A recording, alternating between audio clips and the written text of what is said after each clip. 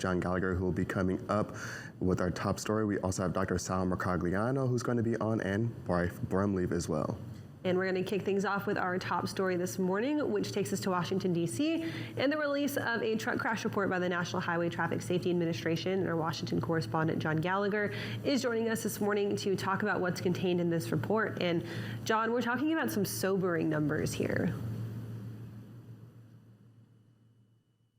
This is preliminary data that the National Highway Traffic Safety Administration puts out, and because it takes a while for all the data from the states to get their data into their what they call their fatality analysis reporting system called FARS.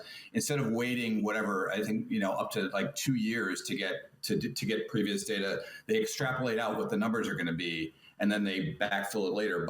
So the latest data, as you said, is pretty sobering. So based on their most recent forecast now for 2021, it's looking like truck fatality deaths in crashes that involve at least one truck are up 13% in 2021 over 2020, which is the biggest jump they've ever had, and the number 5,000, just over 5,600 is also the largest number of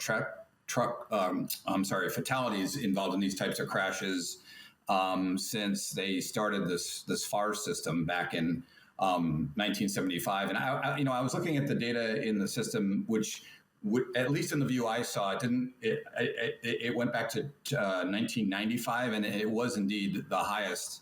And by the way, these are when they for NHTSA's sake, they talk about large trucks is 10,000 pounds and over. So that also includes your large delivery. I think it's class 3 and up. So you're talking about like large delivery vans as well.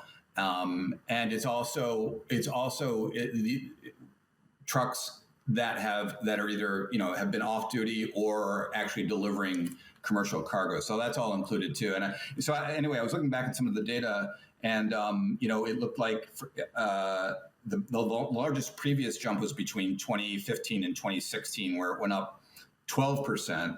And it's interesting, at least back to 2005 was where I looked real quick. The numbers have fluctuated basically between 3,200 deaths and roughly 5,000, and it's gone up and down in that time. And it had actually been going down. It had gone down between 2019 and 2020. I guess you could maybe the pandemic was part of that.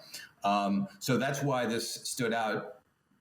After going down slightly between 2019 and 2020, this jump was even more sobering. So those are sort of the basic numbers, and also just overall deaths. Overall deaths went up 10.5%. So it kind of followed the overall trends as well, which was also that 10.5% was also the biggest increase that NHTSA has ever recorded as well. John, was there any distinction or any breakout in like single truck crash, multiple fatalities in that one crash versus like single truck, single fatality crashes at all? Or did they break up the data like that at all? They didn't for the preliminary data. They compile all that eventually into their major system.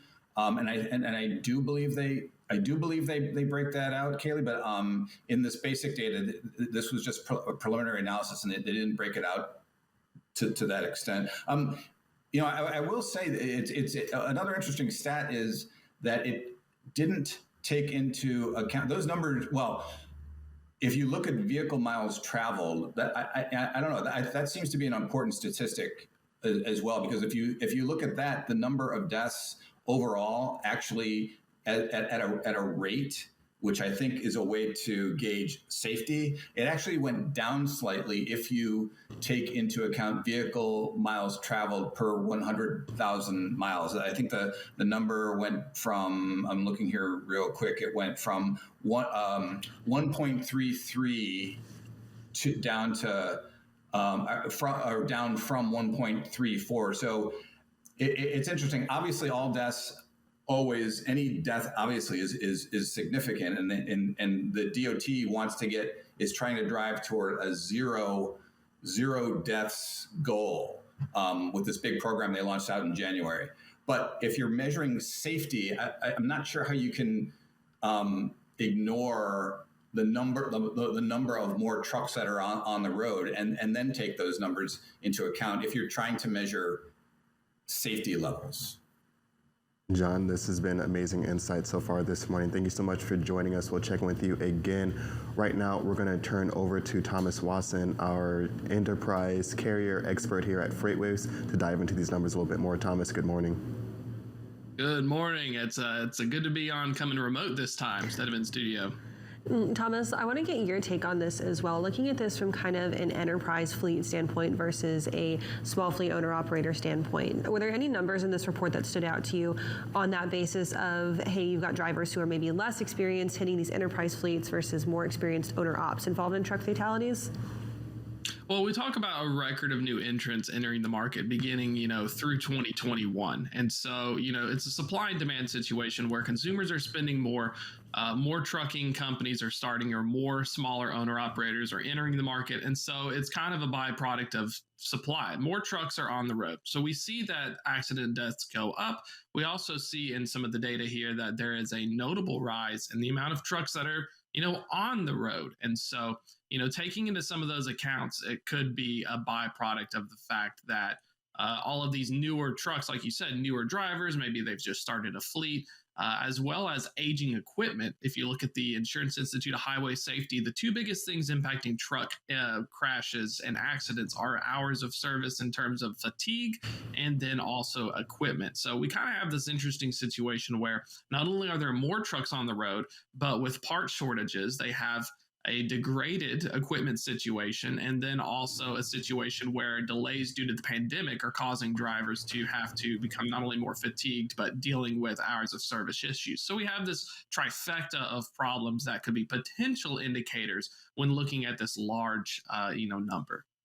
So Thomas, I know that we talk a lot about the more miles a driver has, the more experienced they are. Typically, we tend to think of them better that they are. But is there kind of a tipping point where as a driver ages, they tend to just lose fine motor skills? They lose the ability to pay attention, just getting older. That's how human beings are. And we know that we're seeing drivers stay in the workforce a little longer. Do you think that that has any impact? Like, is there a point where being an experienced driver on the road for so long becomes you're on the road for too long? From my experience, it really just depends. I've not seen a direct correlation, but I've seen, the average driver is between 45 and 55 years old. Demographically, they are much older than most of the working age of the population. Many of them are retirees from other previous careers. And so, normally this gets weeded out in terms of your yearly DOT physicals and everything else that is required by regulation. So I haven't seen a situation where if you're way too old, it could be causing a problem. But, thinking about it in terms of a macro sense, folks being cooped up in the pandemic, the old joke in Chattanooga traffic is it's not me, but the other drivers. So a lot of times, passenger vehicles, as well as dealing with other forms of traffic on the roadway, can also be contributing factors. Not necessarily, I wouldn't put my money on just a specific age-related topic on that. And Thomas, moving forward with this report, what do we do with this? How do we move forward? Are you seeing any kind of recommended actions, any kind of policy changes, anything like that? Well, I mean, it's going to be a great conversation starter. You're going to look at legislation as well as, Congress and try to take something. It depends on what side of the aisle. If you're an autonomous truck researcher, you're going to be, continue to use this to leverage the narrative that we need to automate this for the sake of safety. If you're going to be like a large trucking insurance provider or an OEM manufacturer, you're going to try to say, well, I need to improve safety features on my trucks, active avoidance, collision braking, the front radar. And then you have FMCSA road check that's going on right now that's focusing on brake pads. So you do see regulatory agencies trying to fix this. But looking forward into the situation, it's going to be something that, take it into context. Does this data trend continue to move upwards, or is it just a blip? That it's hard when we see something that says deaths go up by 13%. And when I read the report as well, it's a situation that there's a lot of different factors, but at the end of the day, for trucking companies, it's fundamentals. Make sure your equipment's not breaking. Make sure that your hours of service are good. Don't drive fatigued, and try to play nice with other people on the road. So it's definitely something where there are steps fleets can take from a small and large carrier perspective. It's just trying to find that silver bullet is going to be increasingly difficult, just because it's such a large thing. Millions of miles driven and amounts of death can sometimes be very tricky to pan out as a specific actionable thing. Well, Thomas, thank you for your perspective on that. I think it adds a little bit more color to this discussion as well. It's great to have you. We'll talk to you soon, I'm sure. Right now, we're going to toss it over to the wall. We've got our first carrier update on the way with Johnny Gilbert and Tony Mulvey.